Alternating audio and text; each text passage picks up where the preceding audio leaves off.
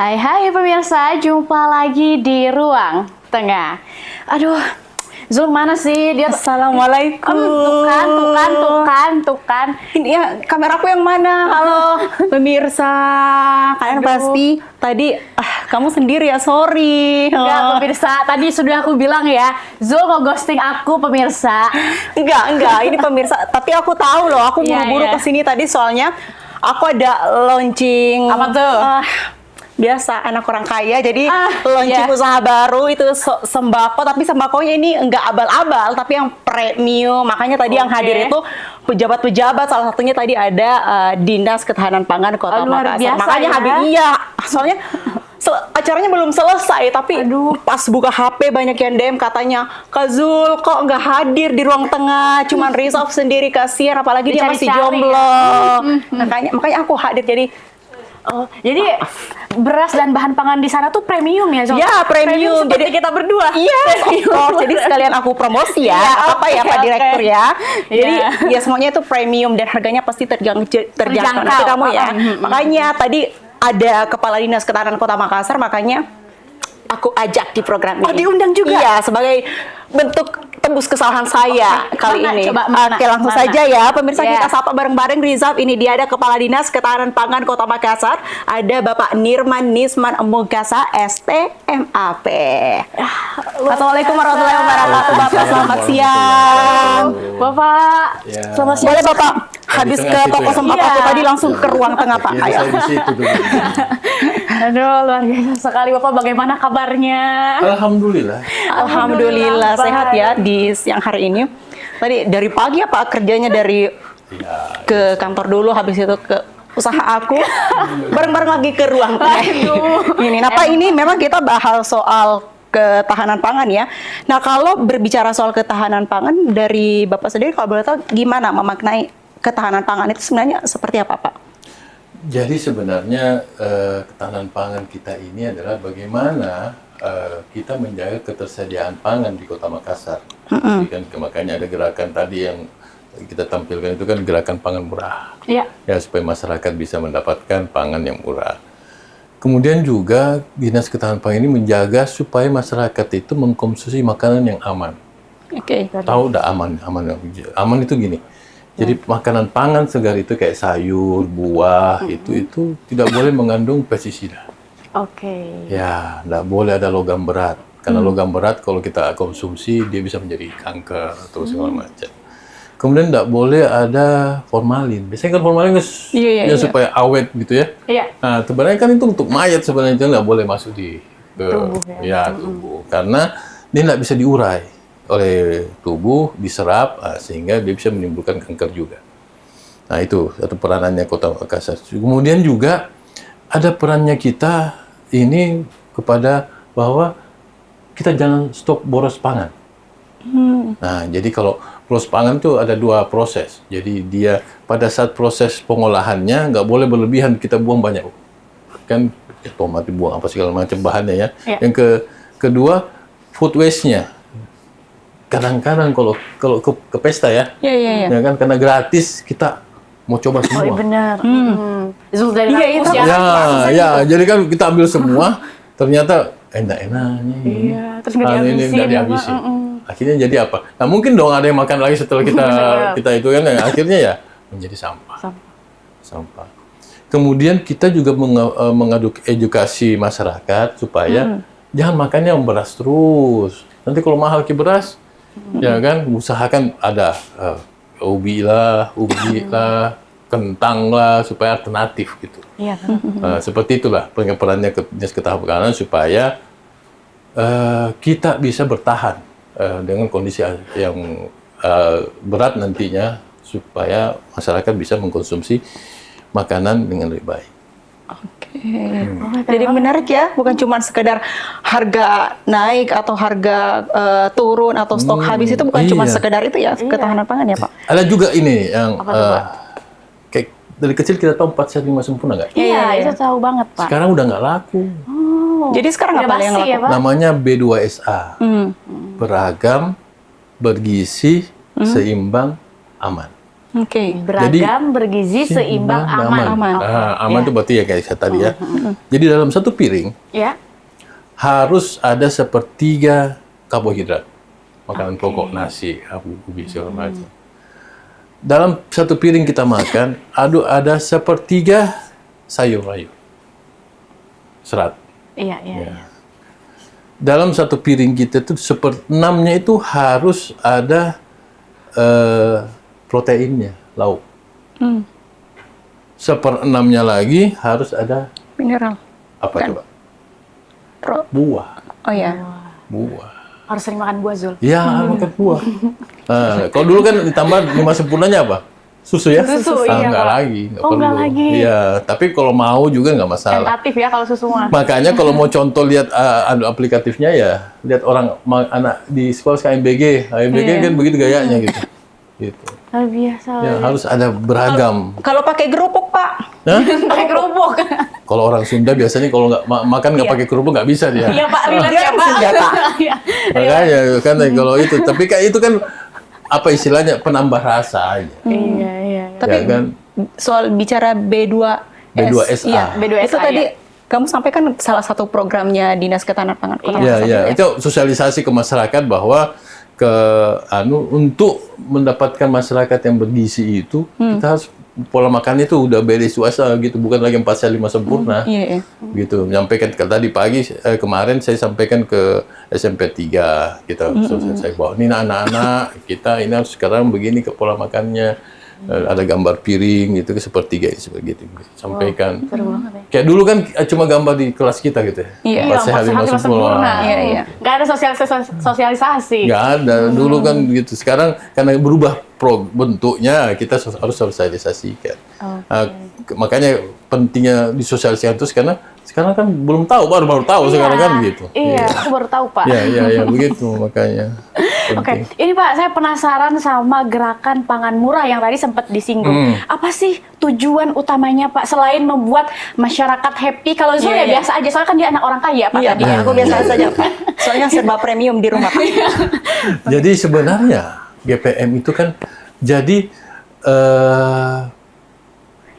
kita mengharapkan dengan ada GPM itu masyarakat bisa mendapatkan pangan dengan harga yang terjangkau. Nah, kalau umpamanya kadang-kadang dengan adanya GPM-nya di beberapa lokasi, ya kan sekarang kalau di Dinas Ketahanan Pangan itu kita lakukan dalam seminggu 3 kali tuh GPM. Tapi ada acara besar yang seperti tampilkan tadi itu 29 Oktober itu yang di Mariba, di lokasinya di dekat Sudiang gitu. Nah, itu acara besar. Tapi kalau kita setiap 3 minggu di kelurahan kita lakukan itu. Kenapa? Supaya masyarakat bisa mendapat jangkau. Inflasi terjadi pada saat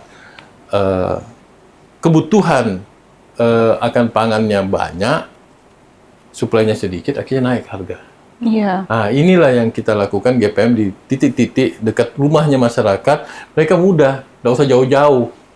Tinggal jalan ke kantor kelurahan, beli beras, beli tepung, beli gula, beli ayam ras, beli buah, beli sayur. Itu dekat rumah mereka dengan harga yang terjangkau. Iya. Sehingga inflasi tidak terjadi. Ya, kan begitu. Iya. Itu Keren intinya begitu. Intinya GPM Iya. nggak hanya bikin masyarakat happy ya, Pak. Ada tujuan Iya. utamanya tentu. Iya. Ya, soal komoditas yang paling cepat ludes itu apa saja Pak Di ya GPM, di program GPN itu? Beras. Beras. Beras gitu karena ya kebutuhan pokok Iya, iya sih. Yang paling murah ya. Kalau di GPM itu harga beras dari Bulog itu medium ya, kan ada kelasnya 2. Medium dan premium. Nah, yang kita jual itu di GPM itu kan masyarakatnya beras medium. Itu harganya 57. Kalau di pasar 16,5. Iya. Gitu. Jadi cukup orang untuk mengambilnya cepat gitu. Oke. Tapi kalau lokasi GPM sendiri, Pak, tadi kan Bapak sempat menyinggung kalau lokasi GPM itu di dekat rumah warga, begitu. Bagaimana penentuan lokasinya, Pak? Kita menentukan itu terkadang dari evaluasi dan koordinasi dengan pihak kecamatan dan kelurahan, gitu. Dan ada juga peta. Jadi kami di Dinas Ketahanan Pangan itu kita punya peta rawan pangan. Nah, dari peta itu kita bisa menentukan, oh di sini rawan pangannya. Kita biasa melakukan kegiatan di situ. Nah, cuman kan sekarang kita masif tuh karena sempat harga beras naik, jadi kita semua daerah kita kucurkan aja semua.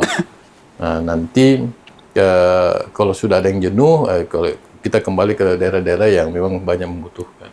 Itu dalam satu lokasi bisa sampai 2 ton kita turun beras, dan itu habis. Iya. Itu ada waktu tertentu kah Pak? Misalnya setiap 3 kali per minggu atau bagaimana? Jadi di Kota Makassar itu di Dinas Ketahanan Pangan ya, kita tuh dalam 1 minggu 3 lokasi.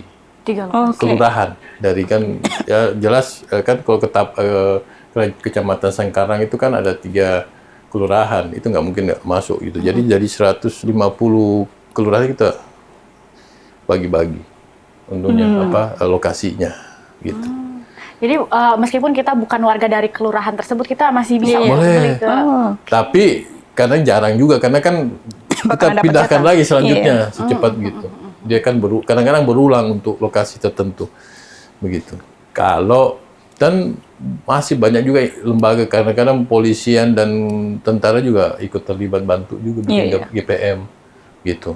Jadi cukup lah. Jadi makanya beras sekarang ini harganya stabil.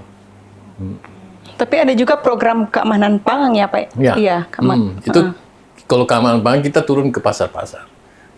Kemarin ke Gelayel kita lihat, kita uji ke lab, bawa ke lab hasilnya, apakah ada pestisidanya, logam beratnya.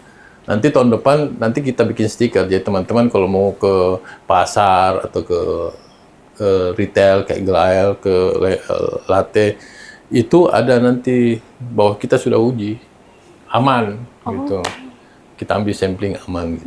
Iya, kan sekarang kan nggak tahu. Yang penting kalau mau apa mah, yang penting mahal deh. Aman di pos itu. Padahal sebenarnya belum tentu juga gitu ya. Iya.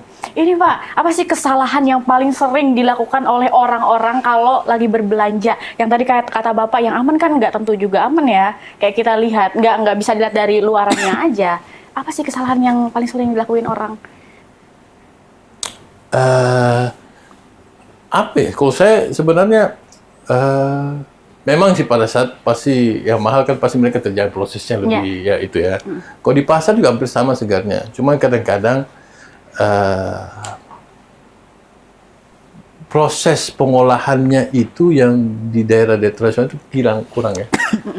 Tidak pakai plastik tangannya atau segala macam gitu. Kurang higienis gitu ya. Kurang higienisnya ya. Ini kan menjamah lagi, datang lagi jamah lagi gitu kan. Nah, tapi kalau banyak yang seneng gitu. Iya, gitu kan ya. Itu prosesnya kan belum tahu tangannya gitu ya. Itu yang terjadi kalau di pasar tradisional ya. Tapi walaupun belum tentu kotor, paling kita bisa cuci, tapi ya Iya, begitu. Oke. Gimana nih Zul? Oke. Apalagi kan kalau sekarang kita lihat juga ya, Riza, Bapak ini programnya Presiden itu soal MBG. Nah, pasti ada kaitannya juga dengan Dinas Ketahanan Pangan, khususnya di Kota Makassar.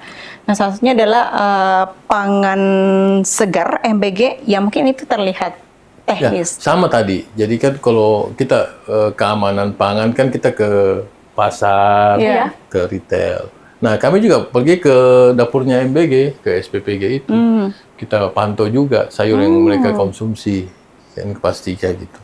Kebetulan saya itu sekretaris Satgas MBG di Kota Makassar. Jadi kita memang memantau terus.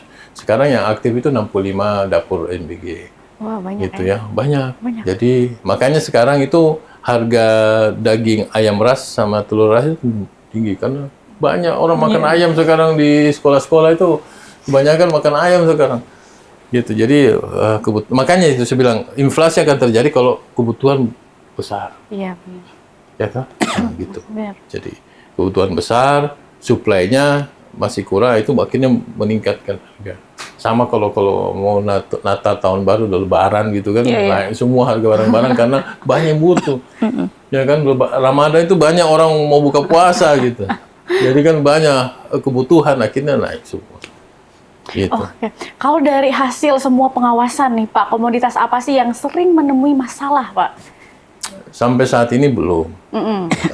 Kita mana sempat ada sih satu item kita kirim ke. Jadi kalau ada indikator yang begitu kita kirim ke pusat, ke IPB untuk di Bogor untuk di lab, karena kita nggak punya lab. Nanti dipastikan di sana apakah kandungannya memang ada itunya, baru dikirim. Setelah itu baru kita melacak distributor sumbernya dari mana, supaya jangan berulang kembali nanti begitu. Oke.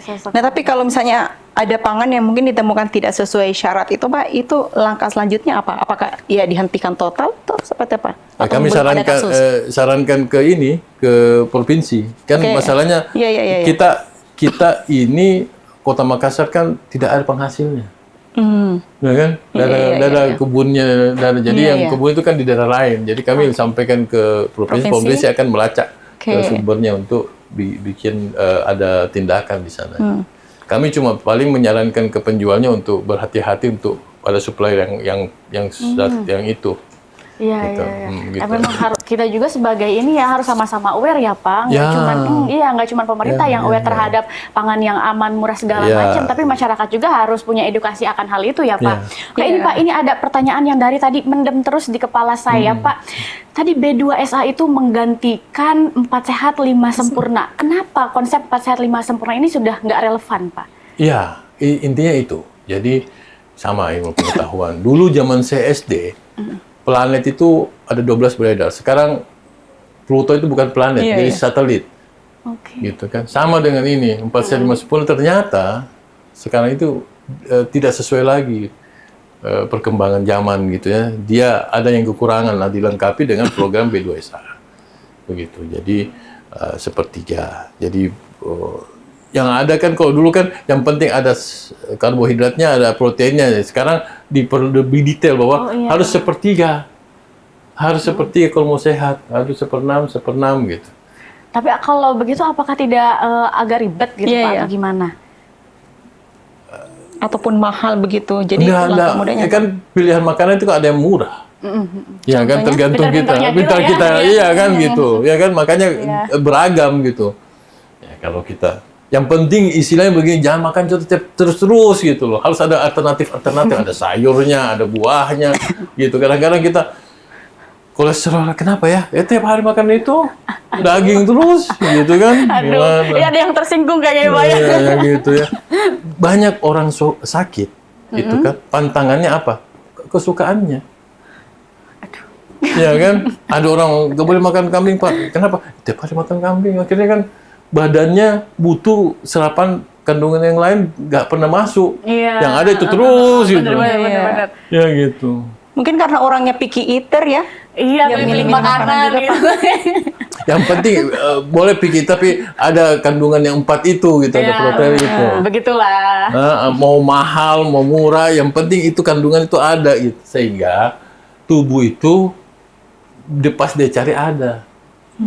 Ya kan? Oh, mana nih lemaknya? Ada. Mana nih proteinnya? Ada. Mana karbohidratnya? Ada.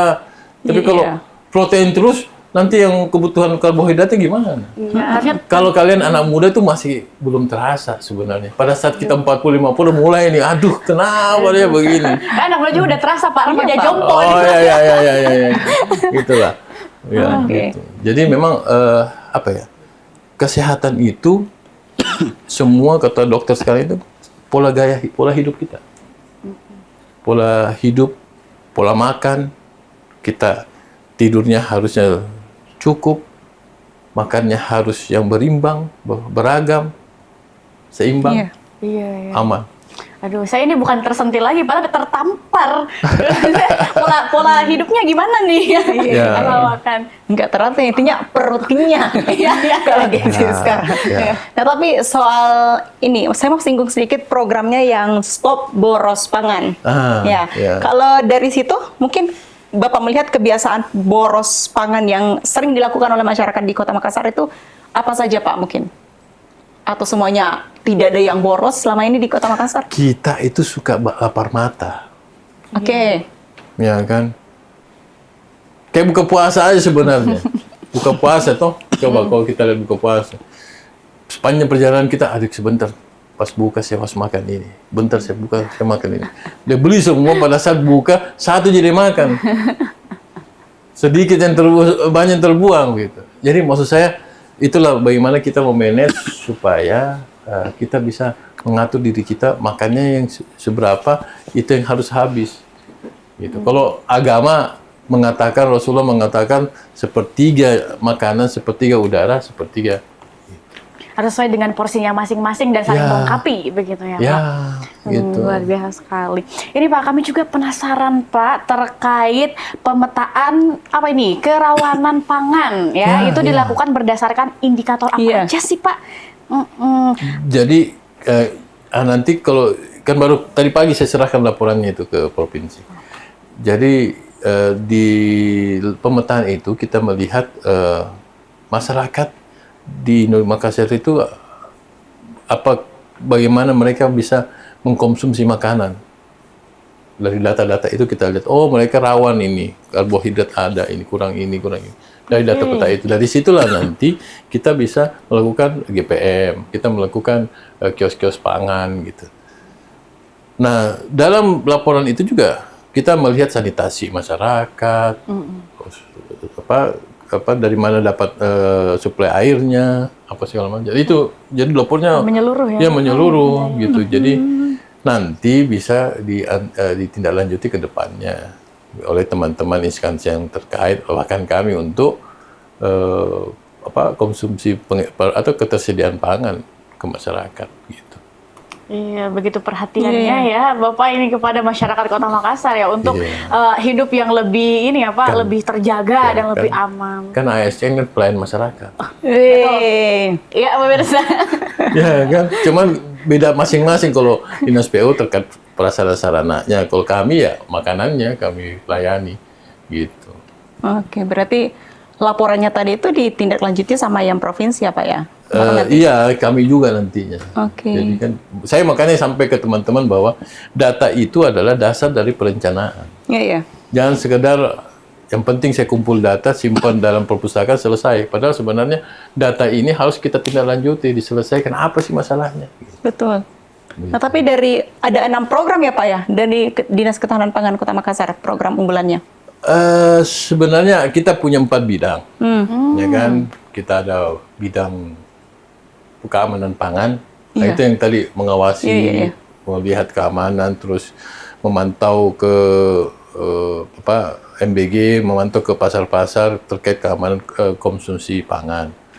Ada bidang kerawanan pangan, itu memetakan rawan pangan, terus mensosialisasikan stop boros pangan. Nah di situ bidangnya. Jadi ada bidangnya di situ. Kemudian ada bidang keanekaragaman, itu dia yang mensosialisasikan B2SA. Iya. Gitu programnya. Terus bagaimana supaya masyarakat bisa mengkonsumsi nggak hanya beras gitu, makanan pokoknya, karbohidratnya. Maka kita bikin cipta menu gitu, masyarakat lomba cipta menu, masyarakat menciptakan bagaimana supaya bisa menjadi menu-menu yang menarik untuk masyarakat, bukan hanya beras yang dikonsumsi gitu. Seperti itu. Kemudian ada terakhir bidang ketersediaan. Itu lagi yang melakukan GPM. Dia melakukan kegiatan GPM tiap 3 kali dalam seminggu. Kemudian juga melakukan survei pasar. Itu ada juga timnya datang turun melihat harga-harga di pasar. Gitu, sayur. Kayak kalau dulu saya di radio itu kan ada cabai keriting sebegini ya, begini-gini. Nah, itu kami juga survei dan kami surveinya pokoknya di Pasar Terong. Nanti beberapa pasar yang kami pantau. Berarti semuanya ini program-programnya pasti berdampak ya, Rizafia? Ya, tentu saja. Pemirsa. Tapi adakah Pak yang spesifik mungkin dari semua program itu yang paling dampaknya yang paling tinggi, mungkin signifikan dari semua program, atau semuanya rata dampaknya atau gimana? Semuanya pasti punya peranan penting lah ya. Cuman kan selama ini kan GPM kita. Oh, GPM. Iya, karena itu untuk menjaga kestabilan inflasi. Ya kan. Kalau program stop boros pangan kan mungkin dampaknya ke depan. Masyarakat kita kan sudah kode merah sampah. Ya kan. Kalau kita banyak boros, berarti sampah organik semakin banyak juga kita hasilkan dalam proses makan kita. Gitu ya. Jadi ya semua program menarik, cuma kan ada yang langsung berdampak, ada yang baru ke depan. Itu Kayak B2SA itu kan prosesnya tidak mungkin langsung tiba-tiba ke sosialisasi. Ada juga baru belajar apa kayak itu B2SA, yang mana kayak sepertiga, yang mana seperenam, itu kan baru kita tahu. Prosesnya baru belajar di Google lagi, dicari lagi, baru kita yakini, oh ya saya lakukan. Itu masalah keyakinan untuk dilakukan itu kan beda dengan baru tahu gitu. Ya kan, baru sekarang tahu. Belum enggak. Betul enggak itu? Apa dibilang Bapak itu betul enggak? Belum tentu toh. Iya. Ya kan, kemudian oh percaya. Oke. Kalau di agama kan kalau percaya dan yakin itu kan beda. Percaya bahwa oke, saya percaya, tapi mau bisa dilakukan apa tidak belum tentu. Tapi kalau pada saat yakin, iya betul saya harus sudah lakukan. pasti percaya ya. Ya, sudah pasti percaya dan saya harus lakukan karena yakin. Iya. Dan dampaknya besar nih, nanti saya harus pakai pola ini biar saya sehat gitu loh. Biar panas saya nanti besar gitu. Wis. Gitu kan gitu. Zul, boleh nanya nggak nih Zul? Boleh. Jadi mau nanya Pak, ada nggak sih kayak pengalaman lucu atau pengalaman menarik ketika Bapak dan tim turun ke lapangan mengedukasikan B2SA atau apapun itu program dari pemerintah kepada masyarakat Pak? Entah itu ibu-ibu gimana reaksinya ataukah bagaimana Pak? Kemarin saya waktu di SMP 48. Iya. Iya, gimana tuh Pak? Ada anak ini, ada autis. Itu kan susah itu anak autis. Itu kan tinggal di SD. Belajar itu kan tantrum, kadang-kadang tantrum gitu. Jadi kita sosialisasi terkait B2SA waktu itu. Kita cerita, bikin gambar. Nah, setelah selesai acara, dia kan bertanya terus kan, kan gitu kan aktif ya kan ya kalau ya gitu. Tiba-tiba kita kasih hadiah untuk siswa laki-laki perempuan, dia dikasih hadiah. Terus oh betul saya Pak, oh betul gitu kan tentu betul saya dikasih divalidasi bahwa dia dapat hadiah tuh. Wah senang sekali. Pas sempat dia pas kita mau foto terus si anak itu bilang, Pak tunggu ya Pak ya, tunggu ya. Dia keluar. Terus dia beli ada makanan dia kasih ke saya. Ya kan? Dia kasih, saya bingung apa nih? Enggak, untuk Bapak saja gitu kan. Kita foto, terus saya mau pulang, saya pamitan. Terus tiba-tiba dia peluk saya, menangis. Dia terharu. Dia terharu pernah divalidasi dikasih penghargaan. Selama ini nggak dikasih, nggak pernah mungkin orang kasih dia hadiah gitu ya. Gitu. Itu menurut saya sesuatu yang apa ya, dipeluk anak begitu tiba-tiba apa langsungnya gimana gitu, gitu ya. Iya, nangis lagi gitu kan. Itu sih pengalaman sih. Tapi ini B2S ini juga disosialisasikan ke ibu rumah tangga Pak? Atau fokusnya memang sekarang kita baru anak-anak sih. Ke depan mungkin kita kerjasama dengan PKK Ibu. Nanti kami kerjasama sosialisasikan. Karena penting juga karena yang melakukan memasak itu kan ibu-ibu rumah tangga. Ya kan? Jadi kita harus kerjasama juga dengan beliau. Ibu-ibu gitu ya. Tapi baru ke depan nantinya. Agar makin terharu mungkin dengan ceritanya tadi Bapak, pengalaman lucunya. Bukan pengalaman lucu sih, pengalaman yang menarik ini. Mungkin ada sedikit pesannya kepada pemirsa masyarakat Kota Makassar agar ya mungkin sederhana tapi agar lebih bijak dan juga pandai dalam mengelola pangan di rumah Pak. Kalau itu ya, saya melihat bahwa tubuh kita ini kata orang apa temple, is our temple, maksudnya tubuh kita ini adalah masjidnya kita, gitu ya. Jadi tubuh kita ini adalah masjidnya kita. Jadi masuk ke dalamnya itu kita yang harus merawatnya, menjaganya, karena umur itu memang kita bisa ukur. Cuman menjaga kualitas hidup kita ini ya ditentukan dengan makanan yang kita masuk ke dalam tubuh kita ini, masjid kita ini. Ya, jadi semakin kita jaga, semakin kita otot dengan B2SA itu, saya yakin bahwa nanti hidup kita lebih berkualitas. Gitu. Diharapkan ke depan apabila masyarakat kita sudah berpola makanan yang bagus, kita bisa menjadi Indonesia emas yang 2045 gitu. Ya, amin. Ya, dia main bola kalau lawan orang bule itu nggak jatuh lagi, disenggol sedikit jatuh nggak gitu. Oh, Ya, iya, iya. Jadi Gak baik. kita sudah punya gizi makanan yang bagus, akhirnya kita bisa bersaing dengan bangsa-bangsa lain. Oke, luar biasa. Pada akhirnya Rizal, pemirsa ya balik lagi ke diri kita sendiri ya, Betul. karena kan menguntungkan ataupun merugikan diri kita sendiri. Ya. Jadi Pak, pemirsa bicara soal pangan itu ternyata luas ya, bukan cuman ya masak beras di rice cooker ya kan Rizal ya? Iya, betul banget. Ternyata ya ada mulai dari GPM tadi ya, Iya. terus keamanan pangan, Betul. kemudian ada lagi B2SA sampai ajakan stop Iya, boros makanan ya. Semua nyambung ke kehidupan kita sehari-hari, pemirsa. Untuk itu pemirsa kami ucapkan sebelum ke kalian, ke narsum kita dulu Bapak, terima kasih sudah Ya, hadir di sama-sama. program Ruang Ya, Tengah siang hari alhamdulillah ini. saya diundang Berbagi jalan-jalan ya, semua. share ilmunya, program-program unggulan, program-program hebat dari Dinas Ketahanan Pangan Kota Betul. Makassar ya. Iya, pemirsa. Dan semoga obrolan kita hari ini ya pemirsa bisa bantu pemirsa di rumah lebih paham bagaimana sih cara memilih, mengelola, mengolah, dan mengkonsumsi pangan dengan lebih bijak. Betul, khususnya untuk ibu rumah tangga ya, karena Iya, ya iya, iya. kebanyakan ibu rumah tangga yang memasak di rumah, jadi ya pilih yang sehat untuk keluarganya, untuk suami, untuk anaknya, dan untuk ibu sendiri. Ya tentunya, dan untuk itu kami juga ucapkan terima kasih banyak ya pemirsa sudah bergabung, sudah menyaksikan program Ruang Tengah ya di siang hari ini, yang harusnya Betul. kalian enaknya tidur tapi setia menyaksikan kami sampai DM saya untuk datang di sini karena di segmen 1, 2 saya tidak hadir tadi menemani si cantik di ujung sana. Iya, Zul. Ya pemirsa, jangan lupa follow terus Ruang Tengah ya buat obrolan santai dan inspiratif berikutnya. Setiap hari Kamis pukul 13.00 waktu Indonesia bagian tengah. Di mana, Beb? Pastinya di Unhas TV. Di Ruang TV ya. Ya. Iya, Unhas Di TV, tapi programnya Ruang Ruang Tengah. Tengah, Ruang Tengah, iya. karena ruang tengah apa? Ruang santai dan menginspirasi. Sudah capek. Untuk itu, hari ini kami pamit, sampai jumpa di minggu depan di pukul 13 waktu Indonesia Tengah. Saya Zul Dan saya Rizaf, pamit dan sampai jumpa pemirsa.